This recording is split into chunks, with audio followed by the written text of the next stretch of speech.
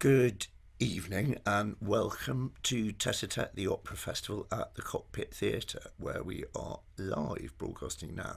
My name is Bill Banks Jones, Artistic Director of Tete and Programmer of the festival, here to say a couple of things before you see the actual show and to let you know how this interactive broadcast works. Probably that's the first thing to say.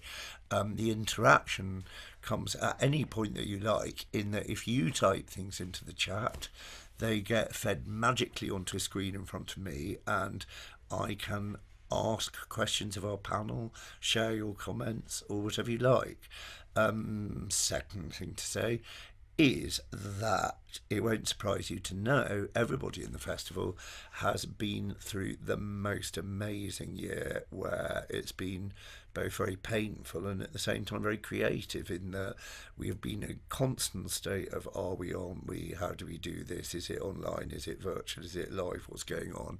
We've been thrilled to pull together 18 live events, of this which this is one. But the artists have had to turn themselves inside out. So this piece is missing a dancer and two instrumentalists who, in happier times or easier times, would have been with it. But at the same time, every artist has had to go, what really matters about my show? What do I really care about that I want to get across? And I don't think any of them put this across more sincerely or better than Bird. Third thing to say, which is a little bit dull but very important, is that just as we work with the departure, I keep calling it, Department of Culture, Media and Sport to do a pilot performance for the reopening of theatres, so we are now working with the Paul Hamlin Foundation on a bigger scale to share our experiences of starting early and finding different ways to work like this with the rest of the sector, so that all theatres can reopen and explore different ways to work. So we'd really appreciate your responses to an email questionnaire that you will get after this. It's a little bit more important than just a customer survey, customer quality.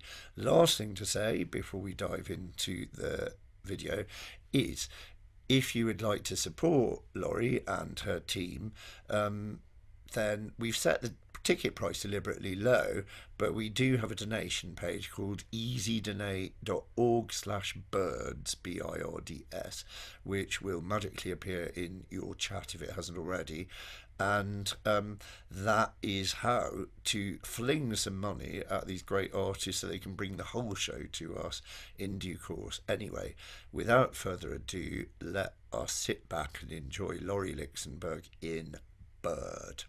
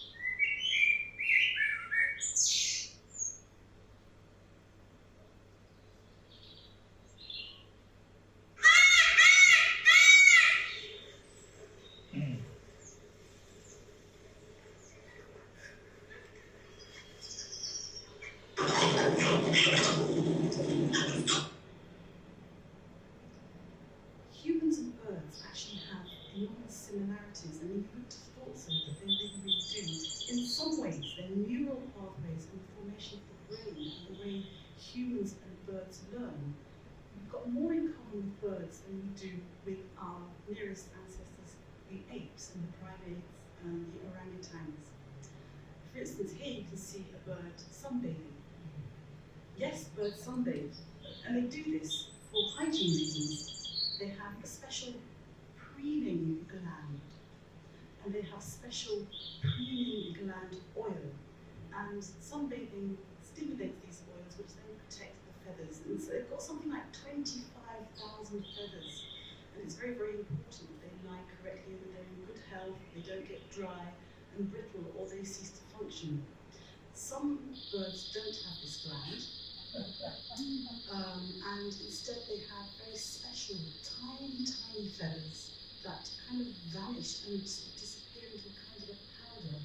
And this has the same effect as the preening gland oil, a bit like, I suppose, the difference between washing your hair properly and dry shampoo. So bird baths are also very, very important. They do both these activities in order to keep parasites at bay, to clean themselves, but they also do it to relax, to warm themselves up, very much in the same way that human beings do. And it's quite incredible because our nearest ancestors, really, a common ancestor, is from 300 million years ago. However, the way birds and humans learn is much more, is very, very similar. So we learn how to speak and vocalise as children.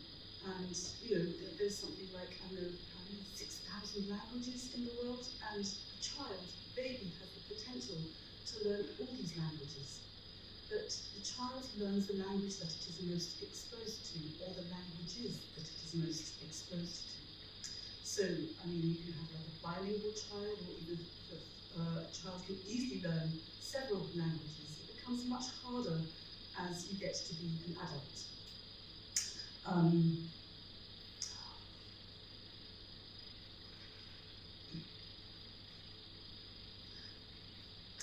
it's the same with birds. So birds are born with an innate propensity for birdsong, just as we are born with an innate propensity for speech.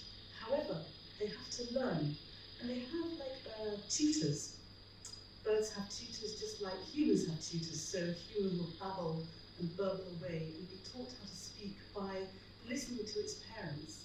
So it's exactly the same with a bird. So in the first 2 weeks of its life, a baby bird will listen to its tutor, usually its dad, because actually the bird world is a little you know, sexist, so it tends to be the guys who make most of the noise. In fact, the more tropical the bird, the more equal the sound is, and the more I suppose, complex the vocalisations are of birds in warmer climates. But with the colder climate birds, it's the male of the species who makes more of the sound.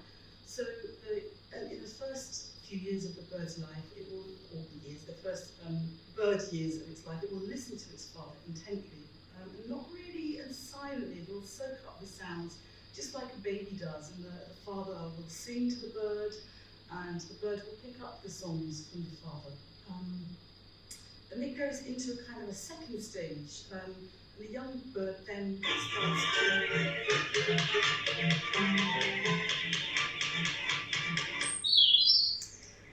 starts to explore its voice. And at first, it's exactly the same as a human. At first, it's kind of random peeps and squeaks, and little squeals, little whirls. And then it kind of gets a little bit more complicated, a little bit more refined as it keeps practicing. But the bird practices its speech just like a human being does. And while it's doing this, its motor regions for vocalization are getting stronger and stronger. So, in fact, a bird that doesn't have a very good tutor won't have very good vocalizations. It's a bit like a human child that's born in a forest and doesn't have any contact with human beings. It will grow up not actually being able to speak. It will grow up making the sounds of the noises around it. So the sound of the bird will be not so good, not as complex. It will be able to do something, but it won't be the sound of the bird, the complexity and the beauty of its vocalisations is very much linked to the complexity and the relationship to the tutor.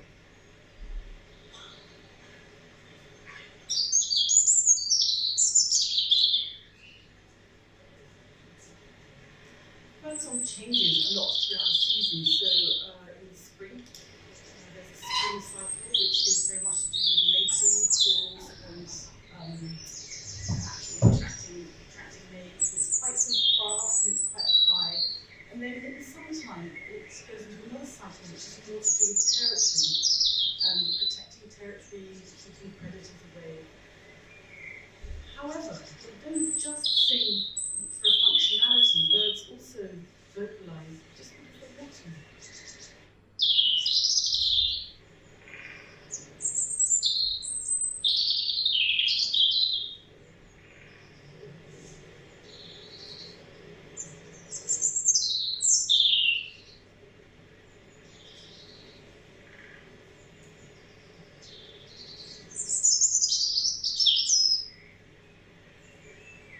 Birds also display quite complex social mechanisms. So, for instance, recently, an entire flock of jays sat still, a fallen comrade, and they sat in the morning 48 hours without any foraging or any other bird-like behaviour or any eating. They just sat over the comrade for 48 hours. And then, for instance, crows, they remember people and cars for years and have a metacognition in front of them. They use tools better than most primates. They upgrade tools in modern wire into a hook and use 3 different tools for one task, more than chimps.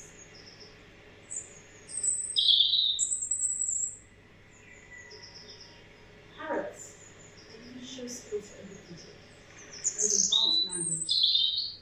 A parrot called Alex the parrot,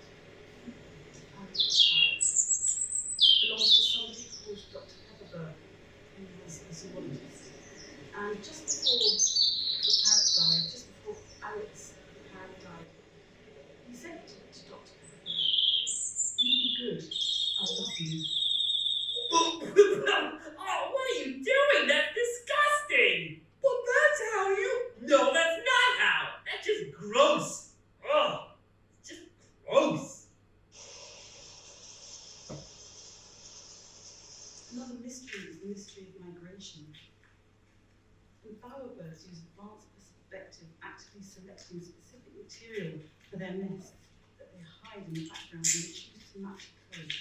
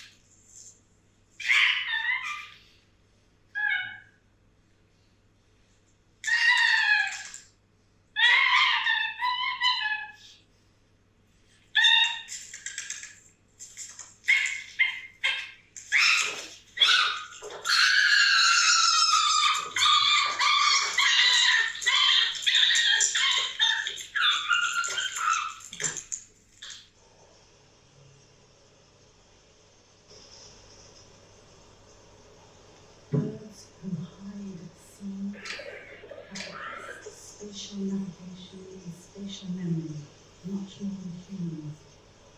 They store seeds in up to thousands of different places and remember these places hours and months.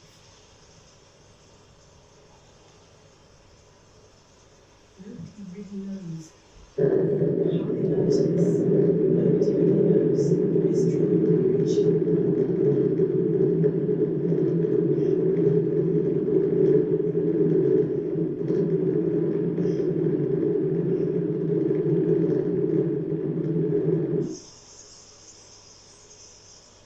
Pigeons memorize routes by using landscape properties and landmarks. And other birds use a combination of smell and sensitivity to gravity.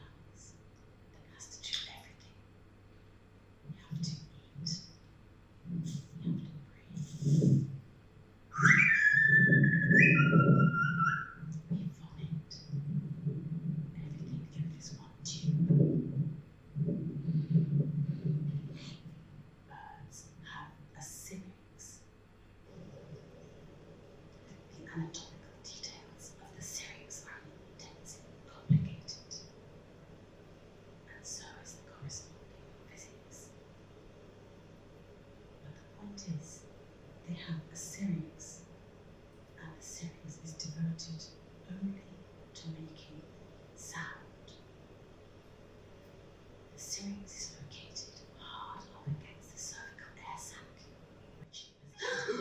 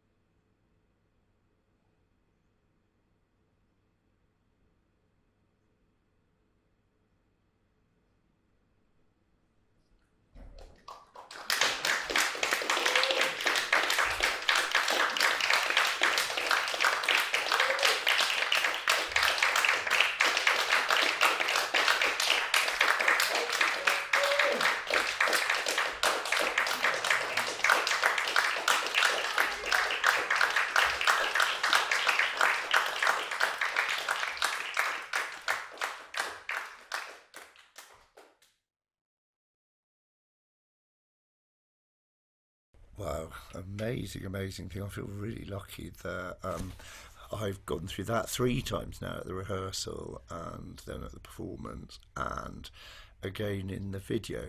A reminder that if you'd like to support Laurie in bringing the show to its full life, pretty near perfect as it is, that would be interesting to hear from you how much you got from the video in a minute.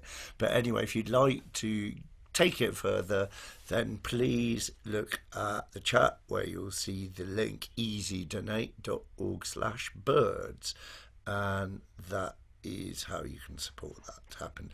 Laurie, you look like you're back already. I was worried. You gate crashed us. That is amazing.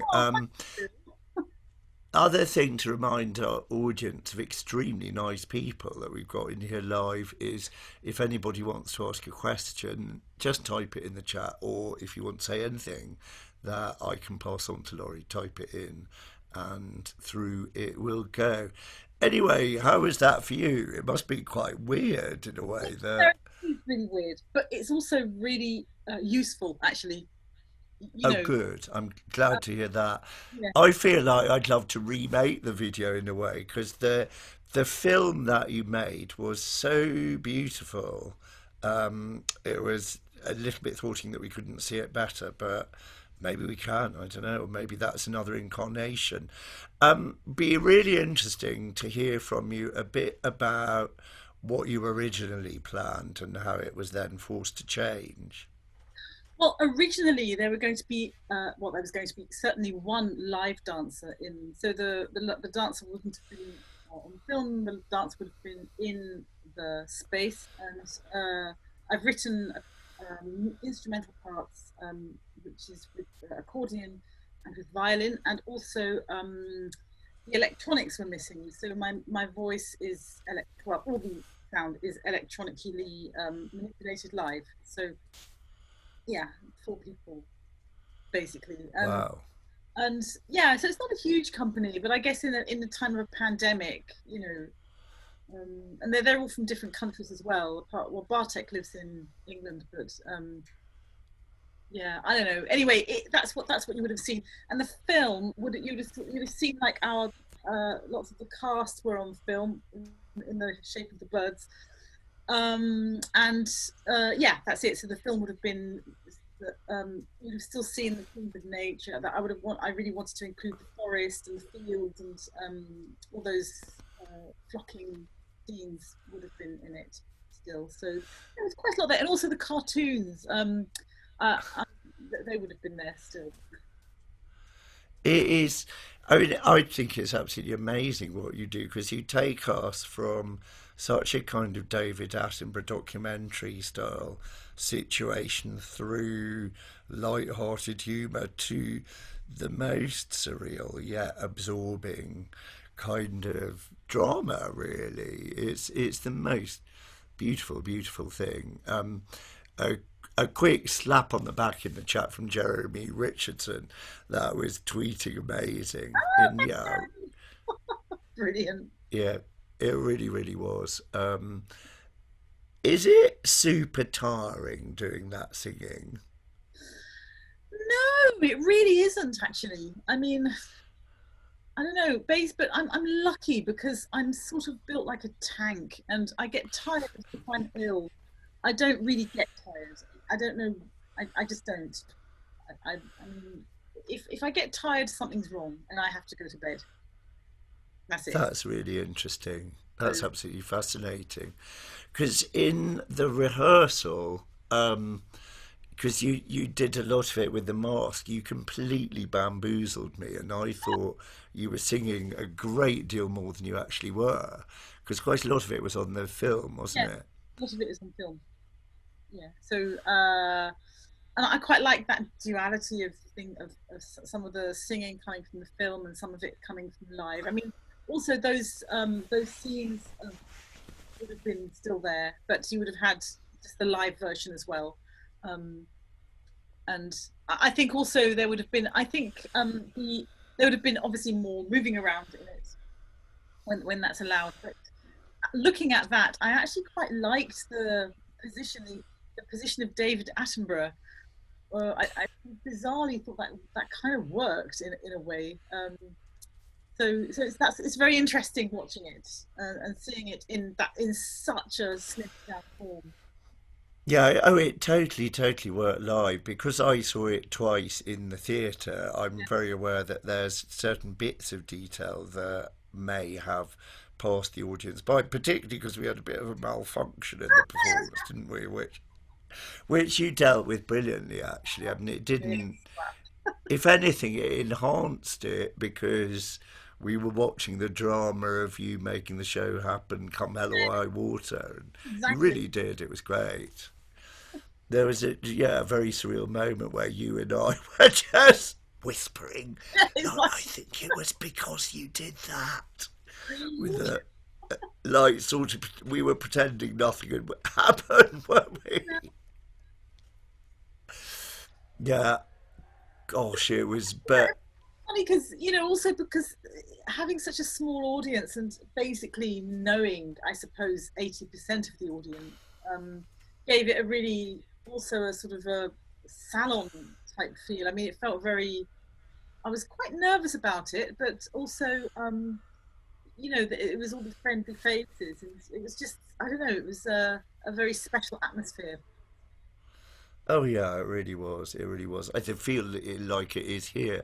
You've scared the whiskers off Jeremy's cat. We don't know where she is now. It's very interesting. The revenge of the bird as you terrify people's cats. At the end, probably freaked it out. Yes, poor little thing. It is quite interesting question that the piece took an absolute battering from COVID, but like so many people, you've it I think it forced everybody to go, what is it I really care about? What is the thing that I want to save Yeah. as the waters are rising and I've got to cling on to one thing? And I could see that. Maybe everybody could see that. Are you able to put it into words, or should we just re-watch the film, which you can do for 28 days and tell your friends as well? That's good. Um, well, I think it's the story in a way told through the story of birdhood told through fact and ending in extended vocal in a kind of extended vocal aria, which is about 10 minutes long. Um, so I think that's what it that's the and also the idea of this kind of because their lives are so extraordinary to be a bird and even the act of migration is so dangerous and so mysterious and people still don't really understand how they do it and experiments have been done on them like putting in a fake sun and magnets and everything but they still don't really know and so it's kind of that mystery and also the kind of symbolism of them for human beings throughout time because of this mysteriousness and the fact that they were always used as oracles and different birds having different meanings and I think that those are all the things that I hope stayed and also the humor because they're so funny, they're such funny little things, they're The so sunbathing bird was, I just thought it was absolutely hysterical. Did you film that, or was that from somewhere? no I found that was found footage, yeah, some of the It's just some of them I found, like the the ostriches. way it just looked such a kind of shambles, and Yeah, but if you watch, they do that, and lots of them do that. They just kind of like that. And their feathers are all over the place, and they look like they've died actually. Um, it's sort of like really messy and bedhead birds. So, yeah, oh, it's absolutely fascinating. Um, yes, I, I'm wondering whether you would do it like that again. I would do it like that again. Actually, I must say because I think it's not only COVID that forces you to refine a show. Let's face it. So I think it really works. I mean, I kind of, Yeah. I kind of liked it. Um, in that. Yeah, I thought it was really, really wonderful. And, you know, when the screen is huge and you say you go into extended vocal techniques, you also went into extended visual techniques and Yeah, you really went into kind of extended psychological techniques. It really felt like you got inside our brains, or kind of ripping them open and taking us into this place of great otherness. yeah. Really, it was extraordinary. I mean, I'd love to somehow work on it that the audience leave feeling their connection to birds, and so maybe the feeling of flying, or somehow the feeling of making that sound, or that somehow the audience is embodied with the feeling of being a bird. I think that would, I'd like to try and achieve that somehow. Yeah, well, I think we definitely felt differently to how we did when we arrived. A handful of the audience now for this interactive broadcast were also at the live performance. Perhaps they'll tell us if they felt more bird-like when they left. I certainly felt other. I felt like I was, I don't want to say less human, and maybe more human even, but yeah, transported is probably the best way of putting it. I want to see it again, and I can for 28 days, as can everybody in this interactive broadcast. And you can tell your friends. You can buy a ticket to this for the next 28 days if anyone else is keen to see.